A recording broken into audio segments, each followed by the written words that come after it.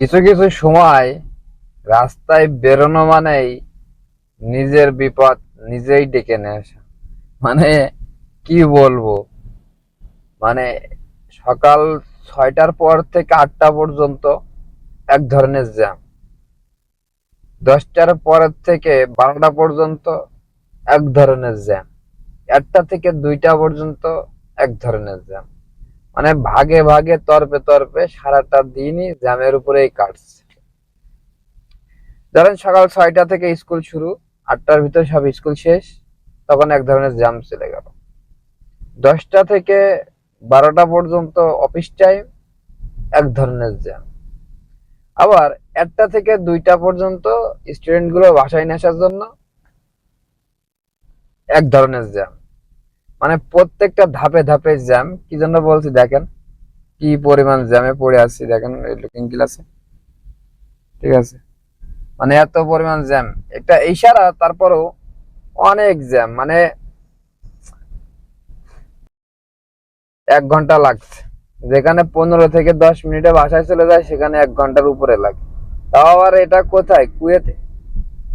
কুয়েতের ভিতরে, যে দেশে গাড়ু যেমন, রাস্তাও তেমন, প্রশাসনও তেমন, বাট সবকিছুই অনেক সুন্দর, কিন্তু জ্যাম যেন পিছুই হাঁটছে না। মানে দিন যত যাচ্ছে ততটাই জ্যাম তৈরি হচ্ছে।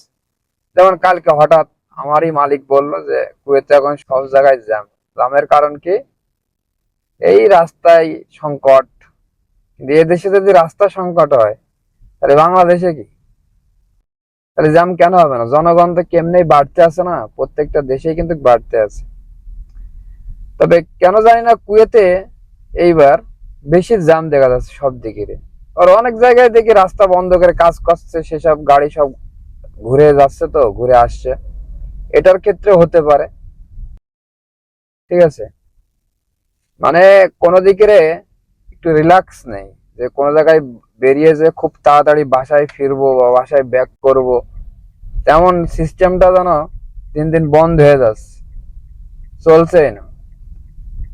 আমি যদি আপনাদের জ্যাম দেখাতে পারতাম তাহলে বুঝতে পারতাম। দেখেন গাড়ি সরছে, বাট এই পাশ থেকে ক্লিয়ার দেখা যাবে না, কারণ কি সূর্য তো, ক্লিয়ার দেখা যাচ্ছে না। লুকিং গ্লাসে দেখেন আমার পিছন থেকে আরো কত গাড়ি আসছে।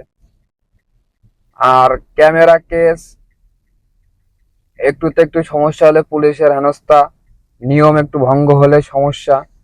মানে সমস্যা যেন লেগেই আছে। এবং প্রত্যেকটা ইশারায়, প্রত্যেকটা অপশনে এত পরিমাণ ক্যামেরা লাগাই থিয়েছে।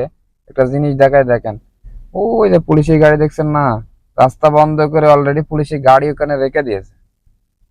তাহলে কি বুঝবেন বলেন? আসলে কি বুঝার আছে? মানে তারাও কন্ট্রোল করতে পারছে না। এখানে তো অল টাইম পুলিশ রোডে ঘুরছে, অল টাইম, তারপরেও ক্লিয়ার করতে পারছে না। মানে এত পরিমাণ জ্যামে আটকে যাচ্ছে মানুষ, এত পরিমাণ জ্যাম হচ্ছে।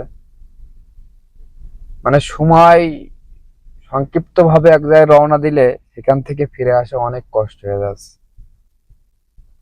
তবে আমি খারাপ বলছি না, এখানে যেমন সিস্টেম, হয়তোবা এখন আংশিক কোন রোডে কাজ করছে বা ভালো ভালো হাইওয়ে রোডে কাজ করছে, ভিতরে অনেক জ্যাম হচ্ছে, কারণ মানুষ ঘুরে যাওয়া লাগছে, তো জ্যাম হওয়াটাই স্বাভাবিক। তবে এখানে এমন সিস্টেম যদি না থাকতো তাহলে হয়তো চলাফেরা করাটাই কষ্ট হয়ে যেত। এখানে অল টাইম পুলিশ রোডে আছে, কোথায় জ্যাম হচ্ছে না হচ্ছে ওরা দেখছে। আবার উপর কার্যালয় থেকে সিসি ক্যামেরায় দেখছে, প্রত্যেকটা জায়গায় ক্যামেরা লাগানো আছে, দেখছে। নিয়ম ভঙ্গ কেউ করছে না। নিয়ম ভঙ্গ করলে তো সাথে সাথে পুলিশে ধরছে। তারপরেও জ্যাম যেন কোনো দিকেরই ছুটার কোনো কথাই বলছে না।